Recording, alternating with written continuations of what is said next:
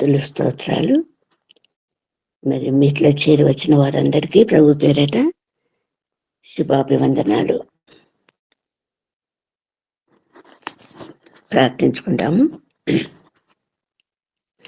పరిశుద్ధుడైన మా పరలోకపు తండ్రి, మీ అత్యంత కృపా కనికరము వలన, ప్రేమ వలన, మీ సన్నిధానము ఈ ఉదయకాల సమయము మాకందరికీ అనుగ్రహించినందుకు వేలాది వేల స్తుతులు స్తోత్రాలు చెల్లిస్తున్నాం ద్వారా తండ్రి. వాక్యం ద్వారా హెచ్చరింపబడుటకు మీరు చూపిన కృపను బట్టి స్తోత్రాలు నాయన. కనికరం కలిగిన తండ్రి, ప్రతి బిడ్డ యొక్క ఆత్మీయ నేత్రాలు తెరవబడి మీరు మాట్లాడే ప్రతి మాట నా తండ్రి మరి నూరంతలుగా అందరి హృదయాలలో ఫలించలాగున కృప చూపి సహాయం చేయమని బ్రతిమాలు వేడుకుంటూ మమ్మల్ని అందరినీ మీ పరిశుద్ధ హస్తాలకు అప్పగించుకుంటున్నాం తండ్రి. గొప్ప దేవ, కనికరం కలిగిన తండ్రి, అల్పురాలని అయోగ్యురాలనైనా నన్ను మీ సిలువ చాటున మరుగుపరిచిన తండ్రి, మీ పరిశుద్ధ సత్యాలు బయలుపరచమని బ్రతిమాలుకుంటూ మాకు ఇచ్చిన ఈ శ్రేష్టమైన సమయాన్ని, సహవాసాన్ని బట్టి వేలాది వేల స్తుతులు స్తోత్రాలు చెల్లిస్తూ మమ్మల్ని అందరినీ మీ పరిశుద్ధ హస్తాలకు అప్పగించుకుంటూ ప్రభువైన యేసుక్రీస్తు పేరిట ప్రార్థించి వేడుకుంటున్నాం తండ్రి. ఆమేన్, ఆమేన్. ఈరోజు మనము దేవుని యొక్క వర్తమానం మొదటి రాజులు 17వ అధ్యాయము 1 నుంచి 7 వచనాలలోని శ్రేష్టమైన అంశాల గురించి ధ్యానించుకుందాము. అందులో భాగంగా మొట్టమొదటిగా మనము 17వ అధ్యాయము 3వ వచనములోని ఉన్నటువంటి ఒక భాగాన్ని చదువుకుందాము. 3వ వచనంలో, కెరీతు వాగు దగ్గర దాగిండుము, కెరీతు వాగు దగ్గర దాగిండుము. ప్రభు ఈ మాటను బట్టి తన శ్రేష్టమైన సందేశం, పరిశుద్ధ సత్యము బయలుపరచును గాక. ఆమేన్, ఆమేన్. మరి కెరీతు వాగు దగ్గర దాగిండుము ఎవరితో సెలవిస్తుంటున్నాడంటే ప్రభు అయిన తండ్రి ఏలియాతో మాట్లాడుతుంటున్నాడు. ఏలియాను కెరీతు వాగు దగ్గర దాగిండుము అన్నటువంటి ఒక మాట సెలవిస్తూ ఉంటున్నాడు. దేవుడు మాట సెలవిస్తే, సెలవిచ్చిన మాట ఎక్కడ రాయబడిందంటే మొదటి సమూయేలు 3:15లో ఏం రాయబడింది? సెలవిచ్చిన వాడు యెహోవా తన దృష్టికి అనుకూలమైన దానిని ఆయన చేయను. సెలవిచ్చిన వాడెవరు? యెహోవా. ఆ యెహోవాయే తన దృష్టికి అనుకూలమైన దానిని ఆయన చేయను. సెలవిచ్చిన మాట చొప్పున లోబడటం మాత్రమే మరి అక్కడ జరగాల్సిన విషయము. ఏలియాతో మాట్లాడుతుంటున్నాడు ప్రభు, దాగిండుమని సెలవిస్తుంటున్నాడు. ఆ మాట చొప్పున మరి ఏలియా లోబడాలి. లోబడినటువంటి పరిస్థితి మనకి ఇక్కడ కనపడుతుంది. దాగి ఉన్నటువంటి పరిస్థితి మనకి ఇక్కడ కనపడుతుంది. ఎందుకు, ఏ సందర్భంగా, ఏ విషయంగా? ఒక ఆధిక్యత కలిగినటువంటి దేవుని చేత ఏర్పరచబడినటువంటి గొప్ప ప్రవక్త ఏలియా. ఏలియా సంపూర్ణంగా దేవుని ఆత్మచేత నింపబడినవాడు. ఏలియా ఆత్మచేత ఎక్కడికి వెళ్ళాలంటే అక్కడికి ఆత్మచేత నడిపించబడేవాడు. ఇప్పుడు ఇక్కడ ఉన్నవాడు మరి ఒక నిమిషంలోనే ఎక్కడ నిర్దేశించిన ప్రదేశం అయితే అక్కడికి చేరుకోగలిగినటువంటి వాడు. ఆత్మ కుమ్మరింపు, ఆత్మ నడుపుదల దేవుని నుండి సంపూర్ణంగా పొందినవాడు ఏలియా. అటువంటి ఏలియాను ప్రభువు దాగి ఉండుము అని సెలవిస్తుంటున్నాడు. ఎక్కడ దాగి ఉండమంటున్నాడంటే కెరీతు వాగు దగ్గర దాగి ఉండమంటున్నాడు. మరి సందర్భం ఏంటో మనం ఒకసారి చూడాలి. ఆ సందర్భాన్ని మనం చూసినప్పుడు 16వ అధ్యాయము, మొదటి రోజులో 16వ అధ్యాయంలో 19వ వచనం నుండి 29వ వచనం నుండి మనం చూసినప్పుడు అక్కడ మనకు ఎవరు కనిపిస్తున్నాడంటే రాజు కనిపిస్తుంటున్నాడు. ఈ రాజు ఎవరు అంటే ఆహాబు. ఈ ఆహాబు 31వ వచనంలో రాయబడినట్లు పాపక్రియలను అనుసరించి నడుచుకుంటే స్వల్ప సంగతి అనుకొని అతడు సిదోనీలకు రాజైన బయలు కుమార్తె అయిన యెజబెల్ని వివాహం చేసుకొని బయలుదేవతలను పూజించుతూ దానికి మొక్కుచుండెను. అంటే ఒక భయంకరమైనటువంటి మిగతా రాజులందరికంటే ఇంకా ఎక్కువ పాపం చేసినటువంటి రాజుగా మనకి ఇక్కడ ఇశ్రాయేల్ రాజుగా ఆహాబు కనిపిస్తుంటున్నాడు.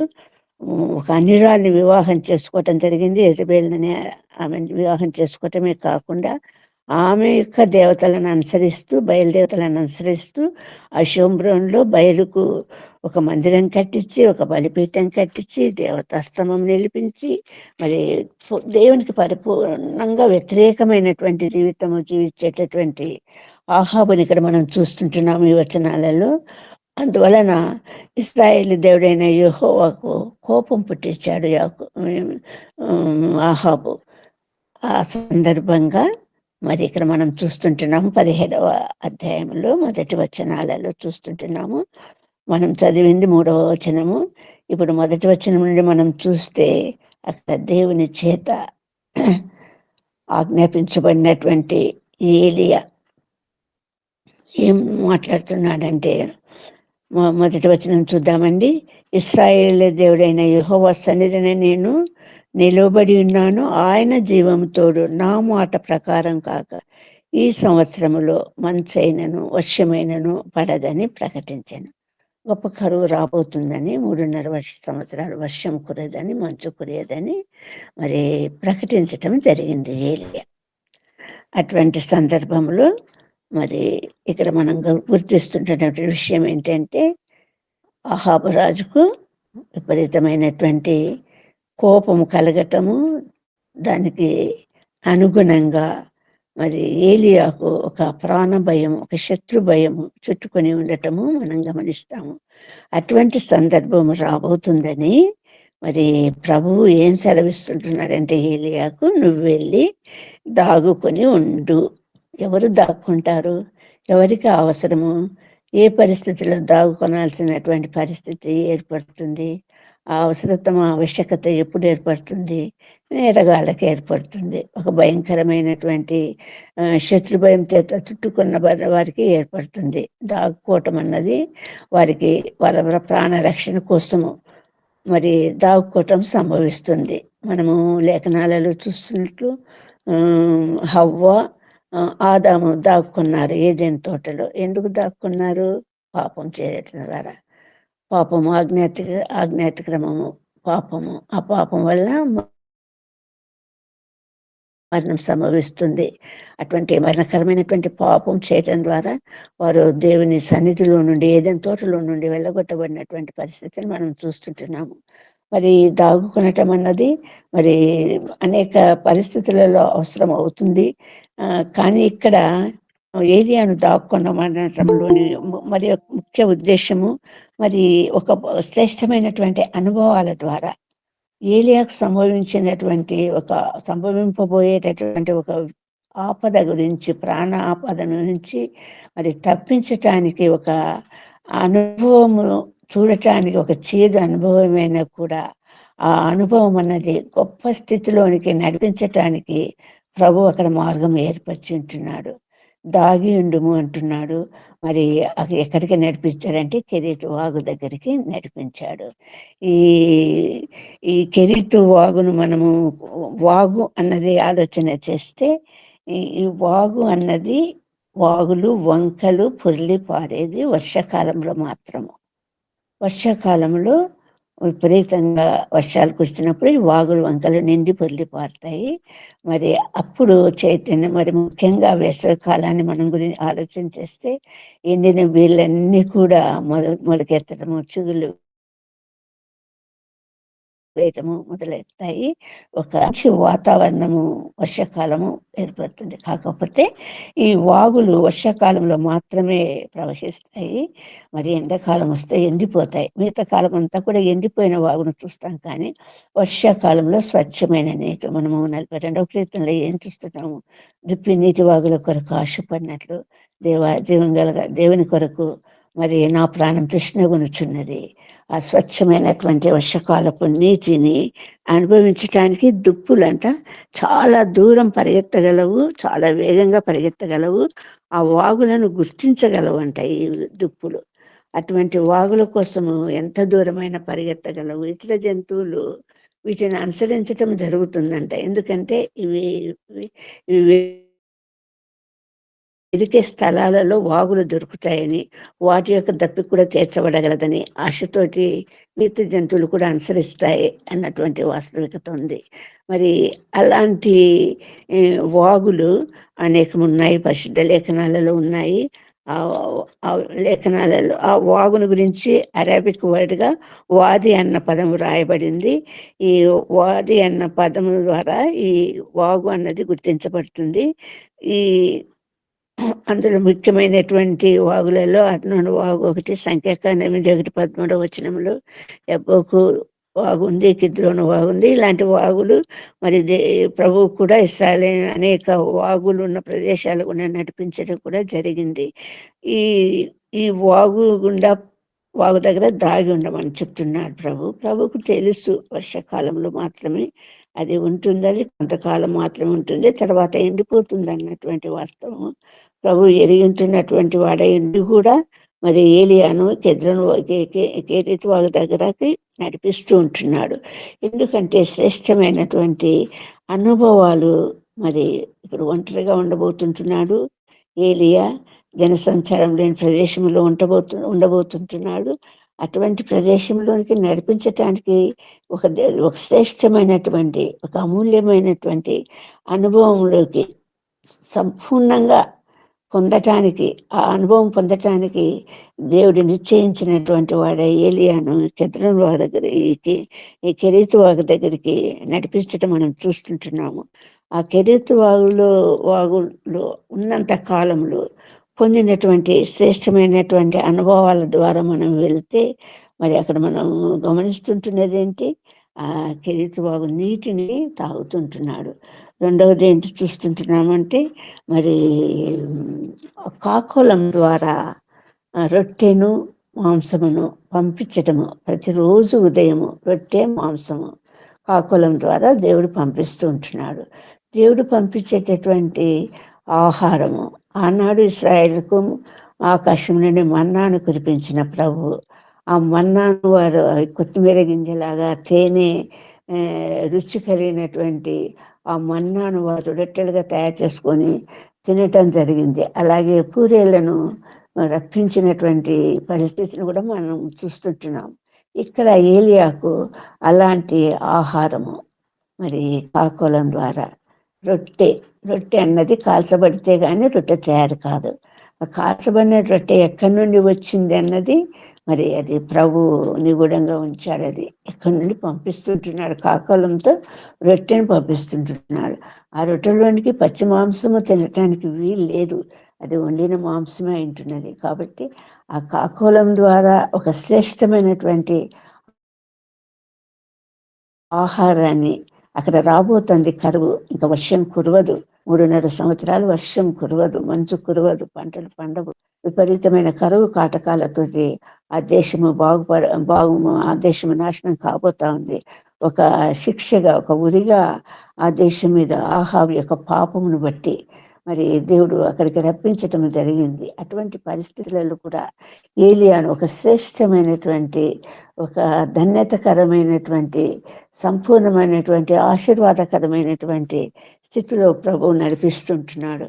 ఆ కెరీతు వాగులో నీటి తాగుకుంటూ మరి దేవుని యొక్క పరిశుద్ధ స్వరాన్ని వినుకుంటూ దేవుని యొక్క పరిశుద్ధమైన సాంగత్యంలో మరి ముందుకు సాగుతూ ఆ దినాలు ఏలియా గడిపినట్లు మనకు కనిపిస్తూ ఉంది. ఒక శ్రేష్టమైనటువంటి అనుభవము, అనుభూతి కలిగినటువంటి ఏలియాను మనం ఇక్కడ చూస్తుంటున్నాము. ఆ కెరీతు వాగు అన్నది మరి ఒక ఆశీర్వాదకరమైనటువంటి స్థితిలోనికి మార్చబడింది. ఒక చేదు అనుభవము పొందినటువంటి ఏలియా, ఒక ప్రాణ భయం చేత దాక్కునేటటువంటి పరిస్థితి ఏర్పడినటువంటి ఏలియా ఇక్కడ ఒక శ్రేష్టమైనటువంటి మధురానుభూతిని పొందుతుంటున్నాడు. ఒక శ్రేష్టమైనటువంటి ఆశీర్వాదకరమైనటువంటి అనుభవాన్ని పొందుతూ ఉంటున్నాడు. ఆ అనుభవం ద్వారా మరి ఏలియా ఇక్కడ నడిపించబడినట్లు మనం చూస్తుంటున్నాము. ఆ అనుభవం ఎంత శ్రేష్టమైందంటే ఆ అనుభవము ప్రతి ఒక్కరూ పొందగలిగినటువంటి అనుభవము, పొందుతూ ఉన్నటువంటి అనుభవం కూడా. ఆ అనుభవం ద్వారా మరి నడిపించబడినప్పుడు ఆ ధన్యత మరి సంపూర్ణంగా దేవుడు అనుమతించినటువంటి, సెలవిచ్చినటువంటి ఆ క్లిష్టమైనటువంటి సందర్భము, సమయాన్ని కూడా దేవుని చిత్తానికి లోబడి జీవితాలలో ముందుకు సాగగలిగినప్పుడు మరి మధురమైనటువంటి అనుభూతిగా దేవుడు మార్చగలుగుతాడు. ఆయన సన్నిధి, ఆయన ఆశ్రయము అన్నది మరి సంపూర్ణంగా దొరుకుతుంది. ఇక్కడ దాగిండుము అన్న విషయంలో ఒక రహస్యంగా ప్రాణభయం చేత దాగి ఉండుము అన్నది కాకుండా, ఒక నేరస్తుడు, ఒక సంపూర్ణంగా సమాజానికి కీడు చేసిన వాడు, లేకపోతే విపరీతమైనటువంటి పాపం చేసిన వాడు దాగి ఉండే పరిస్థితి కాదు ఇక్కడ. ప్రభు అక్కడ కల్పిస్తున్నటువంటి పరిస్థితి ఏంటంటే, మనం ఒకసారి 91వ దావీదు కీర్తనలకి వెళ్తే అక్కడ మనకు కనిపిస్తున్నటువంటి వాస్తవం ఏంటి? మహోన్నతిని చాటున నివసించేవాడు, సర్వశక్తి నీడని విశ్రమించేవాడు. ఒకసారి మనము 91వ కీర్తన ద్వారా వెళ్తే ఆ శ్రేష్టమైన అనుభవాలను మనం చూడగలుగుతాం. చూడండి, దావీదు కీర్తనలు 91వ కొన్ని వచనాల ద్వారా వెళ్దాము. దావీదు కీర్తనలు 91. మహోన్నతిని చాటున నివసించువాడే సర్వశక్తుని నీడను విశ్రమించువాడు. ఆయనే నాకు ఆశ్రయము, నా కోట, నేను నమ్ముకున్న నా దేవుడని నేను యెహోవాను గూర్చి చెప్పుచున్నాను. ఆమేన్. వేటకాని ఊరిలో నుండి ఆయన నన్ను విడిపించును. నాశనకరమైన తెగులు రాకుండా నిన్ను రక్షించును. ఆయన తన రెక్కలతో నిన్ను కప్పును. ఆయన రెక్కల క్రింద నీకు ఆశ్రయము కలుగును. ఆయన సత్యము కేడుమును డాలునై ఉన్నది. రాత్రి వేళ కలుగు భయమునకైనను, పగటి వేళ ఎగురు బాణమునకైనను, చీకటిలో సంచరించు తెగులునకైనను, మధ్యాహ్నమందు పాడు చేయి రోగమునకైనను నీవు భయపడకుందువు. నీ ప్రక్కన 1000 మంది పడినను, నీ కుడి ప్రక్కన 10,000 మంది కూలినను అపాయం నీ వద్దకు రాదు. నీవు కన్నులారా చూచుండగా భక్తిహీనులకు ప్రతిఫలం కలుగును. యెహోవా. చాలమ్మా, థ్యాంక్ యూ వెరీ మచ్. మరి శ్రేష్టమైనటువంటి అనుభవాలు ఇక్కడ. మహోన్నతిని చాటున నివసించువాడు, దాపున నివసించువాడు, ప్రభును ఆశ్రయంగా చేసుకున్నవాడు, ఆయన ఆశ్రయంగా ఉన్నవాడు, కొండ కోట ఉన్నవాడు. అటువంటి వారికి కలిగేటటువంటి ఈవులు, లేకపోతే ధన్యతలు, ఆశీర్వాదాలు బహు గొప్పగా ఉంటున్నవి. దాగుకొను అన్నాడు కానీ ప్రభు, ఆ దాగుకున్న చోటు ఎలాంటిది? దేవుని యొక్క సన్నిధి, మహోన్నతిని సన్నిధి, పరిశుద్ధమైన దేవుని సన్నిధి. ఆ సన్నిధిలో ప్రభువు నిత్యము అనుక్షణము నిత్యము తోడే ఉంటున్న ప్రభుగా మనం చూస్తుంటున్నాము. అలాగే యెషయా గ్రంథము 32, 1, 2 వచనాలు చదవండి అమ్మా. యెషయా గ్రంథం 32, 1, 2.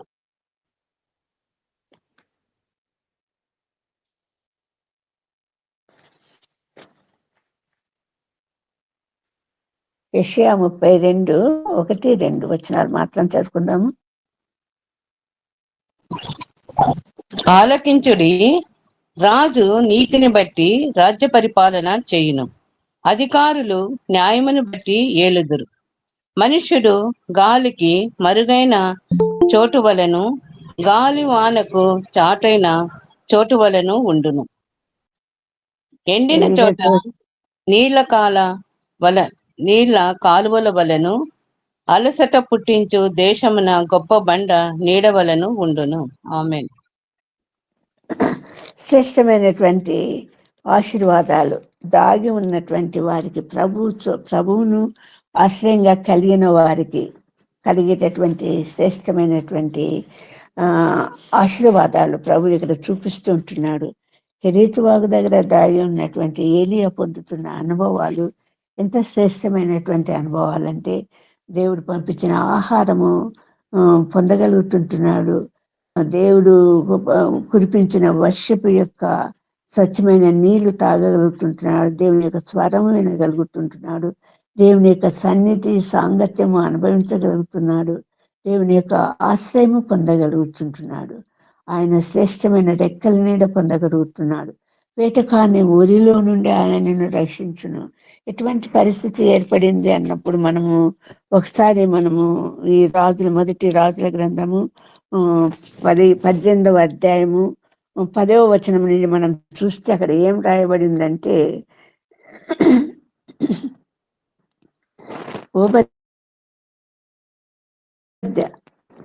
ఓబద్య అన్నవాడు ఏలియాతో మాట్లాడుతున్న మాటలు ఇక్కడ మనం చూస్తాము. సందర్భం మరి మనం చూసుకుందాము. ఇక్కడ శ్రేష్టమైన మాటలు ఏమున్నాయంటే, నీ దేవుడైన యెహోవా జీవము తోడు నిన్ను చుక్కించుకొనవలెనని నా ఏలినవాడు దూతలను పంపించని జనం ఒకటైనను లేదు, రాజ్యం ఒకటైనను లేదు. అతడు ఇక్కడ లేడనియు అతను చూడలేడనియు వారు ఆయా జనముల చేతను రాజ్యముల చేతను ప్రమాణము చేయించుతూ వచ్చేది.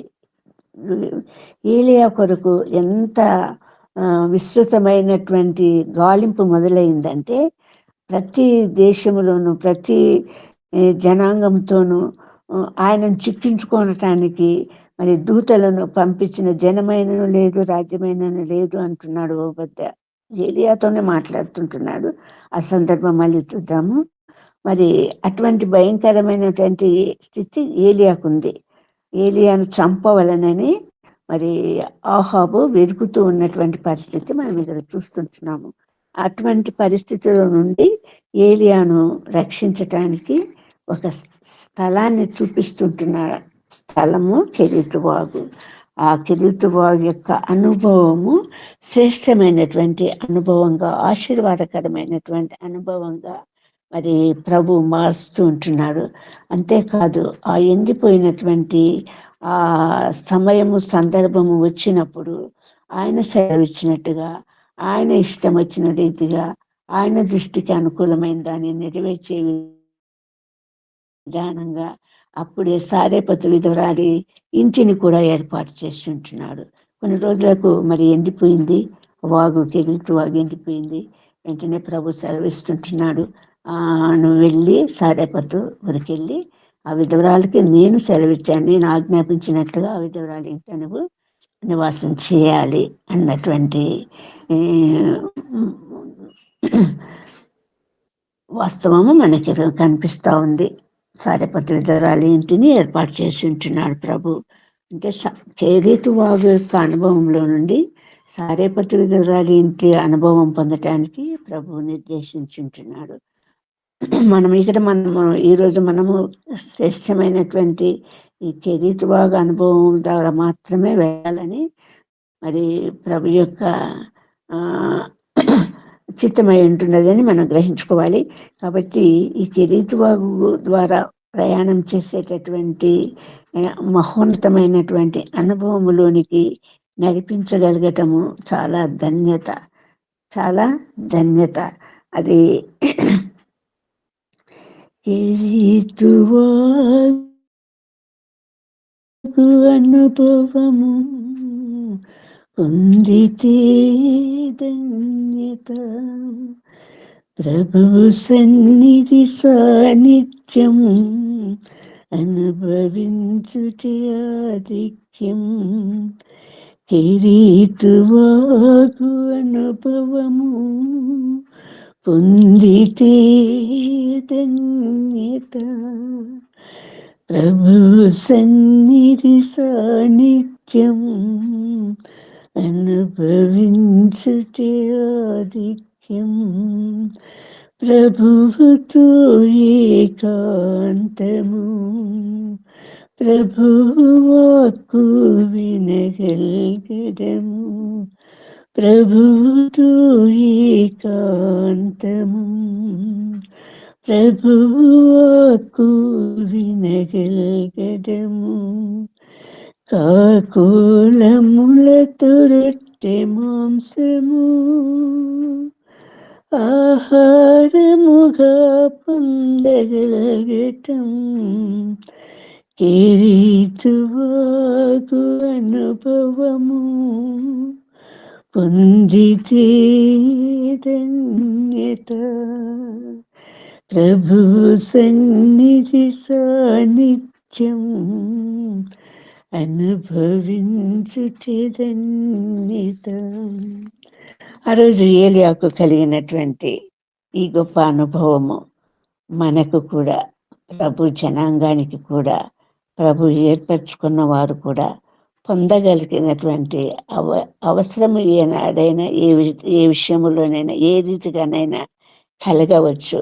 కాకపోతే అది ఏ రూపంలో అయినా కావచ్చు, వ్యాధి రూపంలో కావచ్చు, ప్రాణభయం కావచ్చు, ఆప్తుల ఎడబాటు కావచ్చు, ఇరుగు పొరుగు వారితో శత్రు రూపంగా కావచ్చు, వృత్తిరీత్యా ఎదుకునే సమస్యలు కావచ్చు, పేదరికం కావచ్చు, అంగవైకల్యం కావచ్చు, ఏదైనా కావచ్చు. మన జీవితంలో ఎదుర్కొనేటువంటి ఈ అనుభవాలను ప్రభువు మధురంగా మార్చడానికి సిద్ధంగా ఉంటున్నాడు.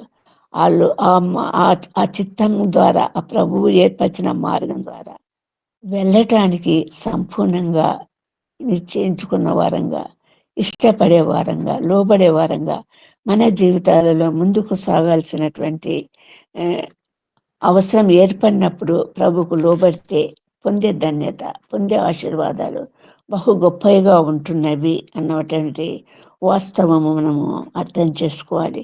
ప్రభు చేదు అనుభవాలకు విజయ సోపానాలుగా చేదు అనుభవాలను మనము ముందుంచినప్పుడు ఆ సోపానాలు ఎక్కటానికి అవి కష్టతరమైనటువంటి సోపానాలు కాకపోతే వాటిని ఎక్కడం ద్వారా నువ్వు ఆధిక్యత అనుభవిస్తావు, ఉన్నత స్థలాన్ని ఆక్రమించగలుగుతావు, పైకి ఎక్కగలుగుతావు, ఒక శ్రేష్టమైనటువంటి అనుభవాన్ని నువ్వు పొందగలుగుతావు.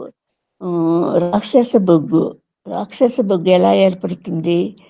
భయంకరమైనటువంటి భూకంపాలు కలిగినప్పుడు పెద్ద పెద్ద చెట్లన్నీ కూడా నేలలో కృంగిన నేలలోనికి వెళ్ళి నేలలో కప్పబడిపోతాయి.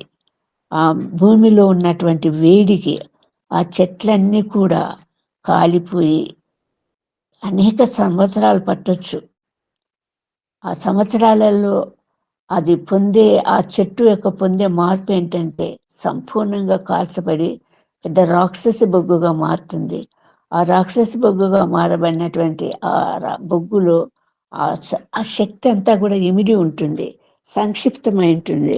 ఆ రాక్షసి బొగ్గును మరి వాడే విధానంలో మరి అనేక రీతులుగా వాడబడటానికి మరి దానికి ఒక మార్గం ఏర్పరిచి ఉంటున్నాడు. అలాగే మన జీవితాలలో మనం కృంగబడినప్పుడు, కప్పబడినప్పుడు, అనేకమైనటువంటి శోధనలో చుట్టబడినప్పుడు ఆ ప్రభు యొక్క శక్తిని మనము పొందగలుగుతాము. ఆ ప్రభు యొక్క బలాన్ని పొందగలుగుతాము, తేజస్సును పొందగలుగుతాము, ఆత్మను పొందగలుగుతాము. శ్రేష్టమైనటువంటి ప్రభు యొక్క సన్నిధానం మనం పొందగలుగుతాము. మారాను పోలిన స్థలం కావచ్చు, అది మధురమైనటువంటి స్థలంగా మార్చడానికి ప్రభు ఎప్పుడు సిద్ధంగా ఉంటాడు. కాకపోతే మనం ఇష్టపడాలి, లోబడాలి, సంతోషంగా మరి ఆయన చిత్తాన్ని నెరవేర్చడానికి సంసిద్ధులం కావాలి. అటువంటి స్థితిలోనికి ఏలియా నడిపించబడ్డాడు. గొప్ప ఆత్మక బలం కలిగినటువంటి ఏలియా ప్రభువుకు సంపూర్ణంగా తాను అప్పగించుకున్నాడు, తన ప్రభు చిత్తానికి లోబడినాడు.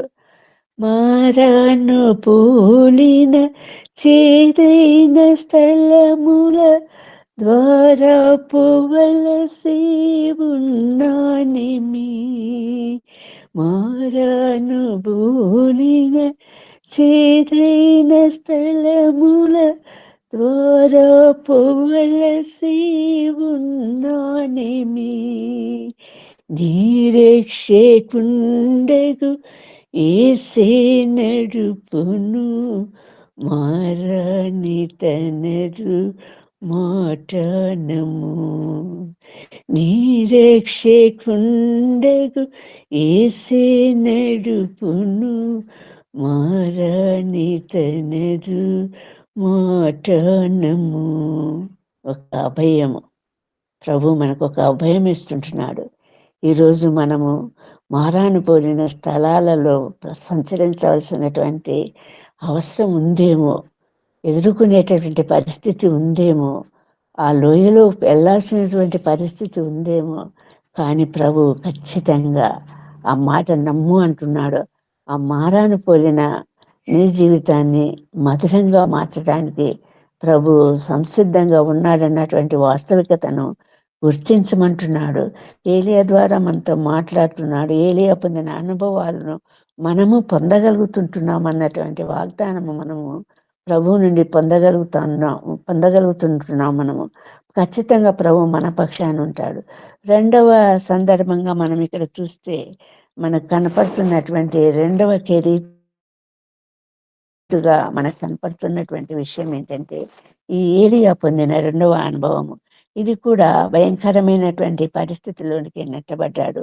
ఎందువల్ల నెట్టబడ్డాడు? ఏలియా దేవుని కోసం పోరాడినటువంటి వాడిగా ఉంటున్నాడు. దేవుని కోసం రోషంగా బతికినటువంటి వాడిగా మనకు కనిపిస్తూ ఉన్నది ఈ లేఖనాలలో.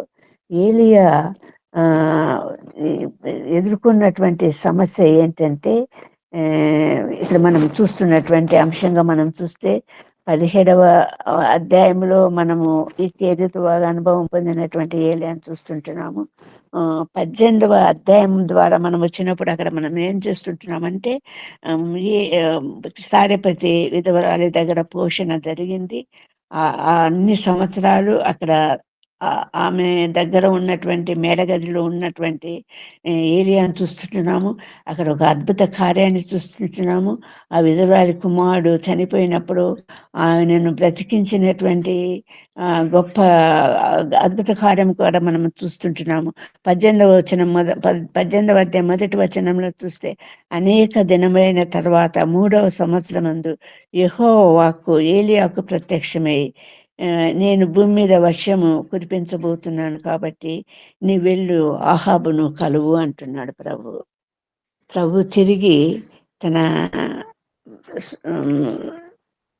ఆ పరిస్థితుల నుండి రప్పించబడి తిరిగి తన కార్యం నెరవేర్చడానికి ప్రభు సంసిద్ధుడైనటువంటి ప్రభును మనం ఇక్కడ చూస్తుంటున్నాము.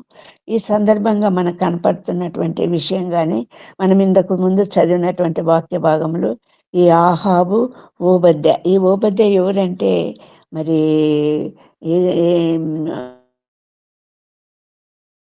యెజబేలు దేవుని యొక్క ప్రవక్తలందరినీ చంపించినటువంటి పరిస్థితులలో ఈ ఓబద్య దేవుని యొక్క ప్రవక్తలను 50 మందిని దాచిపెట్టేసి వారికి అన్నపానాలు ఇచ్చి పోషించినటువంటి ఓబద్య ఇతను. ఈ ఓబద్యకు ఆహాబు ఆజ్ఞాపిస్తుంటున్నాడు. మరి పైరు లేక, పంటలు పండక, గడ్డి గాదం లేక పశువులన్నిటినీ కూడా మనం పోగొట్టుకుంటామేమో, వాటికి ఆ గుర్రాలు కంచెరగాడిదలన్నీ నశిస్తాయేమో, వాటిని ప్రాణాలతో మనం కాపాడుకోవాలి కదా, వెళ్దాము, గడ్డి ఎక్కడైనా దొరుకుతుందేమో చూద్దామని ఓబద్యకు ఆజ్ఞాపించి ఓబద్య ఒకవైపు మరి ఆహాబు ఒకవైపు వెళ్ళటం జరిగింది. అటువంటి సందర్భంలో ఓబద్య ఏలియాను కలుస్తుంటున్నాడు. ఏలియాను కలిసినప్పుడు ఏలియా ఓబద్యతో ఏం చెప్తుంటున్నాడంటే ఆహాబుకు చెప్పు, ఏలియా ఇక్కడ ఉన్నాడని చెప్పమన్నప్పుడు మరి ఆహాబు ఓబద్య పలికినటువంటి మాటలు మనం ఇప్పుడు చూసాము. నీ జీవంతోడు నిన్ను చిక్కించుకొనవలనని నా ఏలిన వాడు దూతలను పంపి అంతటా వెతికిస్తుంటున్నాడు. ప్రతి జనంతో ప్రమాణం తీసుకుంటున్నాడు. మేము చూడలేదు ఏలియానని ప్రమాణం చేయించుకుంటున్నాడు అన్నటువంటి వాస్తవం ఇక్కడ ఓబద్య చెప్తూ, నన్ను వెళ్ళమంటున్నావే, ఆహాబుకు తెలియచేయమంటున్నావే, సరే నేను వెళ్ళి తెలియచేసినప్పుడు మరి నిన్ను వెతకటానికి ఆ స్థలానికి వచ్చినప్పుడు నువ్వు అక్కడ ఉండాలి కదా, నువ్వు అక్కడ ఉండకుండా నీ ఆత్మ నిన్ను కొంచెంపోయి వేరే స్థలానికి వెళ్ళిపోతే నన్ను చంపిస్తాడు కదా అన్నటువంటి ఒక విషయాన్ని ఇక్కడ ఓబద్య చెప్తూ ఉంటున్నాడు. మరి ఆహాబును కలవటం జరిగింది. ఒక రోషంగా ఒక సవాలు విసురుతుంటున్నాడు. ఆ సవాలులో ఏం చెప్తున్నాడంటే, ఏలియా నీ అబద్ధ ప్రవక్తలందరినీ సమకూర్చు, దగ్గర 450 మంది ప్రవక్తలు, ఆ ప్రవక్తలందరినీ సమకూర్చు, బలిపీఠం కట్టు, ఎద్దును వధించు, ముక్కలుగా చెయ్యి, నీ దేవుణ్ణి నీ దేవుడు అగ్ని కురిపిస్తాడేమో, నీ బయలుదేవత అగ్ని కురిపిస్తాడేమో చూడు. బయలుదేవత కురిపించిన అగ్ని వలన మాత్రమే ఆ దహన బలి అర్పించబడాలి, కాల్చబడాలి, దేవునికి బలిగా అర్పించబడాలి. చేతనైతే చెయ్యి అని సవాలు విసిరినప్పుడు మరి వారు ఆ సవాలుకు లోబడి ప్రయత్నం చేశారు. కానీ ఎంత కేకలు వేసినా, ఎంత గాయపరుచుకున్నా, ఎంత బయలుదేవతను కోరుకున్నా మరి వారి యొక్క ప్రయత్నం ఫలించలేనటువంటి పరిస్థితి మనం 19వ అధ్యాయంలో చూస్తుంటున్నాము, 18వ అధ్యాయంలో చూస్తుంటున్నాము. మరి ఇక్కడ 18, 19 వచనాలలో అధ్యాయాలలో కూడా మరి ఈ విషయాలు మనకు చూస్తుంటున్నాము.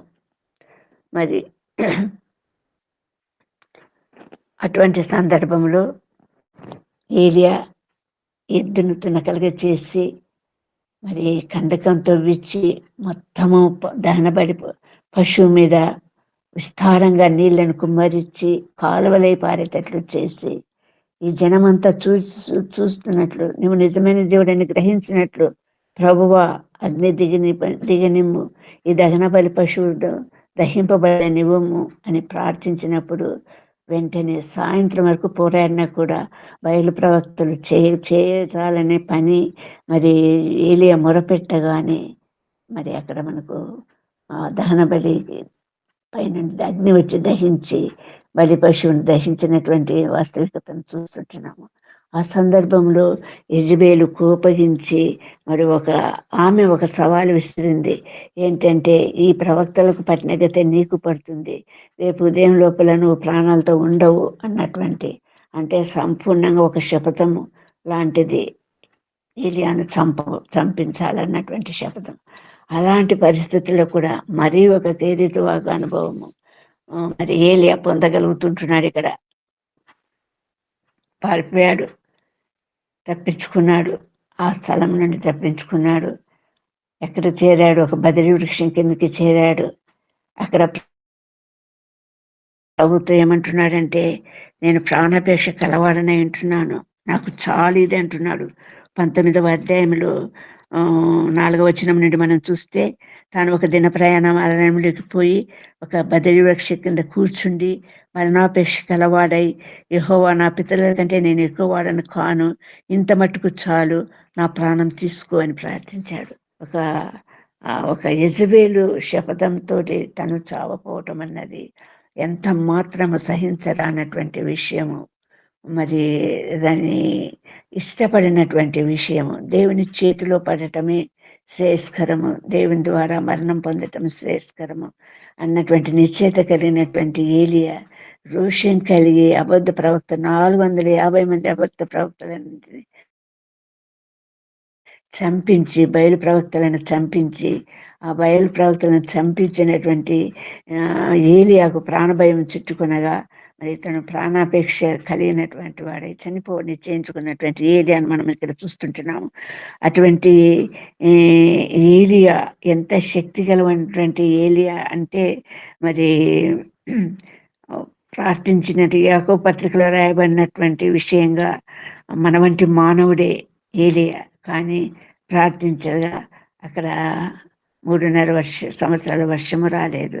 తిరిగి ప్రార్థించగా మోపైన వాన కురిసినట్లు మనము చూస్తుంటున్నాము. ఏలియా మొరపెట్టగానే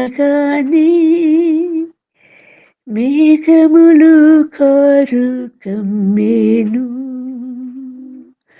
మోపైన వాన భూమిపైన కురిసే, మోపైన వాన భూమిపైన కురిసే, నాది నా ప్రార్థన వినుమా. అటువంటి శక్తి కలిగినటువంటి ఏలియా ఈరోజు మరి ప్రాణం వలన విసిగి యెజబేలు చేతులు చనిపోవటం అన్నది మరి సహింపరా అనేటువంటి విషయంగా ప్రభు సన్నిధి పారిపోయి వచ్చి ప్రభుని ఆశ్రయించి నన్ను తీసుకోమన్నటువంటి ప్రార్థన ఇక్కడ మనకు కనిపిస్తుంది. కానీ ప్రభు యొక్క చిత్తం ఏమైంటున్నదో, ప్రభు ఏలియాను ఇంకా బలపరచాలని ఆశిస్తుంటున్నాడు. ఏలియా ద్వారా నెరవేర్చబోయే కార్యాలు ఇంకా బలమైనట్టుగా ఉండటానికి ప్రభు ఇచ్చించుంటున్నాడు. అందుకే ఆ అనుభవం ద్వారా నడిపించినటువంటి ఆ కెరీత్ అనుభవం, మరి ఒక అనుభవం ఇక్కడ ఏలియాకి ఎదురైనట్లు మనం చూస్తుంటున్నాము.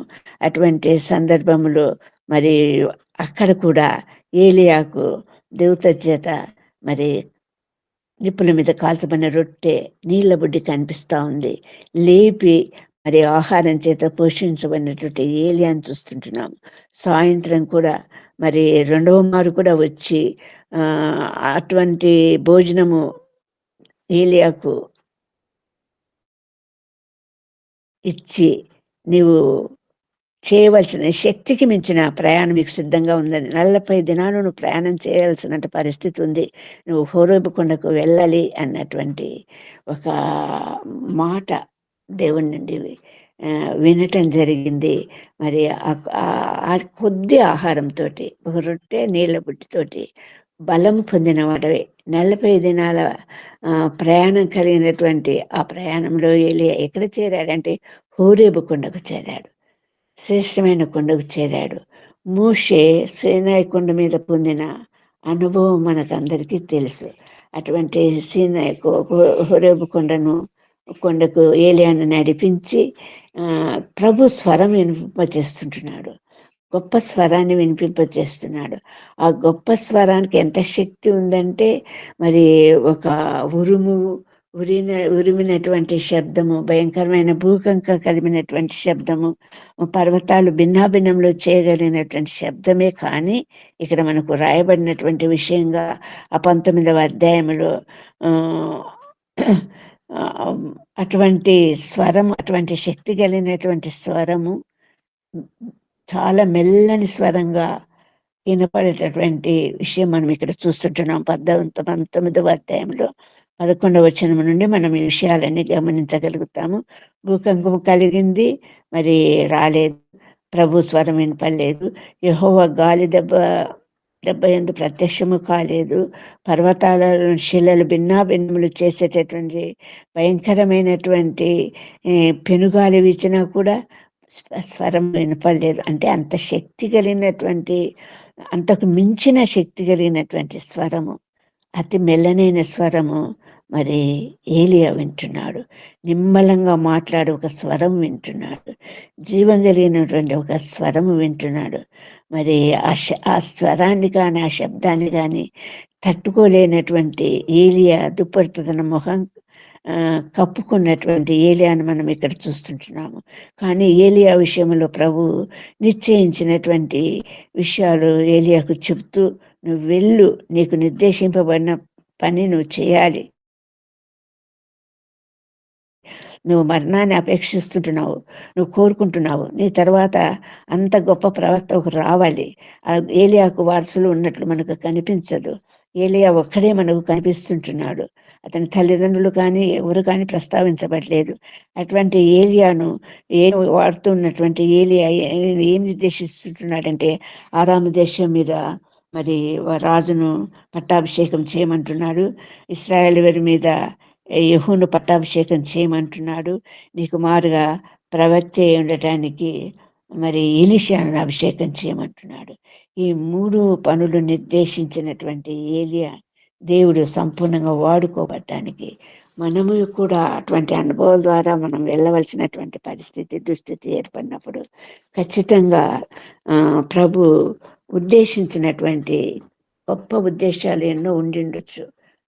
మనం లోపడినప్పుడు ప్రభు మనల్ని వాడుకునే విధానంలో అటువంటి మార్గం కూడా సక్సెస్ఫుల్గా ముందుకు నడిపించడానికి తను ఉద్దేశించిన తన ప్రణాళిక, మన ఎడల ఆయన కలిగినటువంటి ఉద్దేశము, తన చిత్తము నెరవేర్చబడటానికి సంపూర్ణంగా ప్రభు యొక్క నిశ్చయత మనం చూస్తుంటున్నాము. కాకపోతే దానికి మనం సంసిద్ధులం కావాలి, అటువంటి మార్గాల గుండా వెళ్ళటానికి సిద్ధపడాలి, అటువంటి లోయల గుండా వెళ్ళటానికి సిద్ధపడాలి, అటువంటి కఠినతరమైన జీవితం గుండా వెళ్ళటానికి సిద్ధపడాలి. అది ఏదైనా కావచ్చు, మనకు ఆయాసపడేటటువంటి గొప్ప చేదు అనుభవం కావచ్చు. కానీ ప్రభు సంపూర్ణంగా అది ఒక ప్రభువుకు మహిమ, ఘనత, ప్రభావములు తెచ్చేటటువంటి విషయంగా మార్చడానికి ప్రభు సిద్ధంగా ఉంటున్నాడు. అలాగే మనము ఆ, ఇటువంటి అనుభూతి లేకపోతే అనుభవం ద్వారా పొందినటువంటి యోహాను కూడా మనం చూస్తుంటున్నాము. యోహాను గురించి మనకు మాట్లాడటానికి ఎక్కువ సమయం లేదు కాబట్టి చాలా సూక్ష్మంగా ఆ, చూస్తే మనం యోహాను పద్మాస్ ద్వీపానికి బ్యానిష్ చేయబడ్డాడు, బహిష్కరించబడ్డాడు. రోమా ప్రభుత్వము అప్పటి క్రైస్తవులను చాలా క్రిమినల్స్గా ఆ పద్మాస ద్వీపము ఇప్పుడు ప్రస్తుతం అండమాన్ దీవులు అన్నటివి చాలా క్రూరమైన కఠినమైనటువంటి నేరాలు చేసినటువంటి క్రిమినల్స్కు ఉద్దేశించబడినటువంటి అది అది ఒక ఖైదీ, ఒక చెరసాల, ఒక బందీ గృహం అయి ఉంటున్నది. అటువంటి గృహానికి మరి ప్రభు యోహాను నడిపించుంటున్నాడు. ఆ మార్గంలో వెళ్ళాల్సినటువంటి పరిస్థితులు వెళ్ళి ఉంటున్నటువంటి యోహాను మనం చూస్తుంటున్నాము. అటువంటి యోహాను అక్కడ పొందినటువంటి మరి అనుభవము లేకపోతే దర్శనాలు రాబో దినములలో మరి ప్రస్తుతం ఉన్నటువంటి ఈ రాజ్యం అంతమైపోయేటటువంటి ఈ రాజ్యం గురించి, రాబోయేటటువంటి దేవుని రాజ్యం గురించి ప్రకటించేటటువంటి ప్రకటన గ్రంథము మరి యోహాన్ చేత వ్రాయబడినటువంటి వాస్తవాలు మనం చూస్తుంటున్నాం. కాబట్టి ప్రియులారా, దేవుడు ఇటువంటి సందర్భాలలో మనకు ఇచ్చేయించినటువంటి సందర్భాలలో మనము ప్రభువుకు సంపూర్ణంగా లోబడిన వారంగా, ఆయన సెలవిచ్చిన ప్రతి మాటకు లోబడినటువంటి వారంగా, ఉద్దేశించిన ప్రతి తలంపుకు లోబడినటువంటి వారంగా ముందుకు సాగగలిగితే గొప్ప శ్రేష్టమైనటువంటి మధురమైనటువంటి అనుభవంలోనికి మనల్ని నడిపించి మనకు క్షేమము, సంతోషము, సమాధానము, ఆయన నామానికి మహిమ, ఘనత, ప్రభావం చెందినట్లుగా ప్రభు ఉద్దేశించిన ప్రతి కార్యము మరి మనమందరూ కూడా అందుకు సిద్ధపడినటువంటి వారంగా, మనకు ఎదురయ్యే ప్రతి సమస్యలో కూడా సంతోషంగా ప్రభు చూపిన మార్గంలో ముందుకు నడవటానికి, అది ఎంత కఠినతరమైంది, ఎంత క్లిష్టమైంది, ఎంత సమాధానం కోల్పోయే స్థితి కావచ్చు, నిబ్బరాన్ని కోల్పోయే స్థితి కావచ్చు, కానీ లోబడటం అన్నది చాలా ఒక అవసరమైనటువంటి విషయము. అటువంటి లోబడే స్వభావం ద్వారా ప్రభు సంపూర్ణంగా తను నిశ్చయించిన ఉద్దేశము మన ద్వారా నెరవేర్చబడటానికి ప్రభు కార్యం జరిగిస్తారు మన ఇళ్ళ.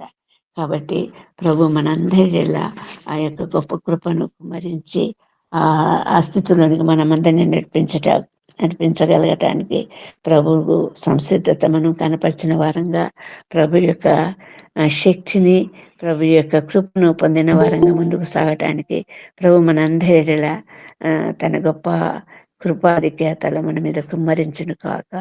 దేవుడి కొద్ది వాక్యం దీవించి ఆశీర్వదించును కాక. ఆమేన్, ఆమేన్.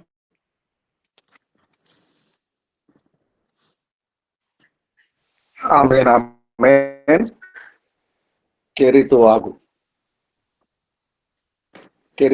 అనుభవం. తాగి ఉండవలనని ప్రభు ఆజ్ఞ, సెలవు. చాలా కాలం తర్వాత ఇర్మియాకి కూడా కెరీతువాగు అనుభవము సంభవిస్తుంది. ఇర్మియా 36:26 ప్రకారము లేఖికుడైన బారూకును ప్రవక్త అయిన ఇర్మియాను పట్టుకొనవలెనని రాజవంశస్థుడగు యెరహ్మయేలునకు అజ్రియేలు కుమారుడైన సెరయాకును అబ్దియేలు కుమారుడైన షెలమియాకును రాజా కానీ యెహోవా వారిని దాచెను, మహోన్నతుని నీడను విశ్రమించుతున్నారు, సర్వశక్తుని మాటున దాగుకుంటున్నారు. యెహోవా వారిని దాచెను. మందిరమంతా వెతుకుతున్నారు, మందిరమంతా హడావిడి చేస్తున్నారు. ముగ్గురు వ్యక్తులు నిమిషము అంగుళము వెతుకుతున్నారు, కానీ యెహోవా వారిని దాచెను. యెహోవా మాటున దాగుకున్నారు, సర్వశక్తుని నీడను విశ్రమిస్తున్నారు. దొరికి ఉంటే నిశ్చయముగా మరణము పాలయ్యేవాడు, చంపేసేవాడు రాజు. యెహోవా వారిని దాచెను. ప్రియులారా, మన జీవితములలో కూడా దాగుకొనవలసిన అనుభవాలు వస్తాయి. శత్రుముఖలు వెతుకుతున్నారు, ప్రభు వారిని దాచెను. ఏలియాను ప్రభు దాచెను. నా దాగు చోటు నీవే అని మొరపెడతాడు భక్తుడొకడు కీర్తన గ్రంథంలో. నా దాగు చోటు నీవే. ఏ వేళనైనా యెహోవా నామము బలమైన దుర్గము. ఏ వేళనైనా నేను అందులోనికి దూరి, బలమైన దుర్గమైన యెహోవా నామములోనికి దూరి సురక్షితముగా ఉందును. సామెతకారుడు సామెతల గ్రంథములో పలికినట్టు, యెహోవా నామం బలమైన దుర్గం, ఏ వేళనైనా నేనందులోకి వడివడిగా పరిగెత్తి తల దాచుకొందు.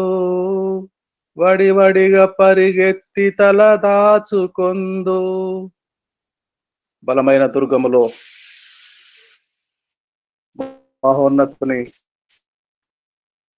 చాటున సర్వశక్తిని నీడను బలమైన దుర్గములోనికి దూరి అక్కడ సురక్షితముగా నా దాగు చోటు నీవే, నేను ఎక్కడికి వెళ్ళగలను? నా దాగు చోటు నీవే.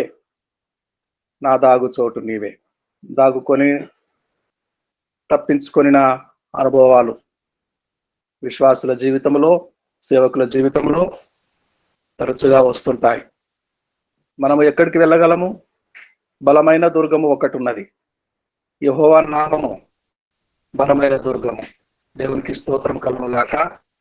చక్కగా శ్రేష్టమైన వాక్యమును అందించి కెరీతు వాగు అనుభవాన్ని మనకు పరిచయం చేసిన అమ్మగారికి హృదయపూర్వకమైన వందనాలు తెలియజేస్తున్నాము.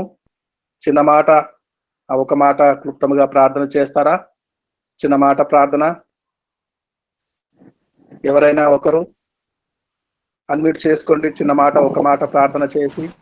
పరిశుద్ధుడా గొప్ప దేవానికి స్తోత్రములు తండ్రి, స్తుతులు చెల్లించుకొనుచున్నాం నాయన. ఉదయకాల సమయంలో మా దాగు చోటు నీవే తండ్రి. అవునయ్యా, ఏలియా నైనా మరి ఆ వాగు దగ్గర దాగి ఉన్నప్పుడు తండ్రి కాల్చిన అప్పనము నైనా, రొట్టె నైనా, మరి మాంసము తండ్రి మరి ఎడతెలుపు లేకుండా నైనా నిరంతరం అందించావు. ఆశ్చర్య కార్యములు చేయగలిగిన దేవానికి స్తోత్రములు నైనా. మా జీవితాల్లో కూడా నీ మాట మేము వినినప్పుడు దేవా ఆశ్చర్యకరంగా మా జీవితాల్లో జరిగిస్తావు. ఈ ఉదయము తండ్రి నేను అమ్మగారిని నిలబెట్టుకొని చక్కటి సందేశాన్ని మా కొరకును వినిపించిన విధానాన్ని బట్టి వందనాలు. నీ కృపలో మమ్మల్ని భద్రపరిచి దినమంతయు ఆశీర్వదించండి. మేము చేసిన ప్రతి పనిలోని కృప తోడుగా ఉంచండి. దీవెనకరమైనటువంటి మేలులతో మమ్మల్ని నింపుతావని నమ్ముచు యేసు నామమున ప్రార్థించి పొందుకున్నాం తండ్రి. ఆమేన్. చక్కగా ప్రార్థన చేసిన యాకోబయ్య గారికి వందనాలండి. ప్రభు గాడ్ బ్లెస్ అయ్య గారు. ప్రభు నేర్పిన ప్రార్థన.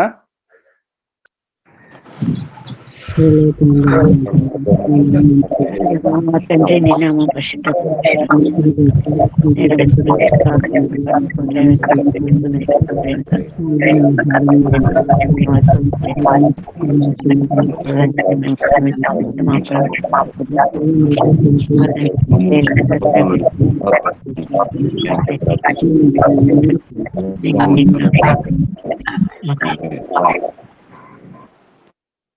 ఆమేన్. అమ్మగారు ఆశీర్వాదం విడుదల చేస్తారా? గ్రేస్ మనోరంజన్ అమ్మగారు.